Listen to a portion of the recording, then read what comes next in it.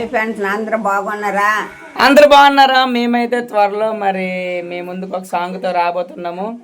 మన వరాలమ్మ అండ్ మన కాజాలు అండ్ మిగతా చాలామంది ముసలోళ్ళు ఉన్నారు. వాళ్ళందరినీ నా సాంగ్లో చూపిస్తున్నాను. త్వరలో ఒక 1 వీక్లో షూటింగ్ అయిపోద్ది.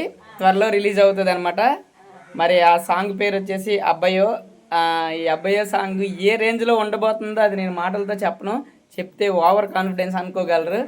బట్ మా వంతు మేము గట్టిగా మంచి స్టోరీతో విత్ సాంగ్తో అయితే మంచిగా డిజైన్ చేశాను.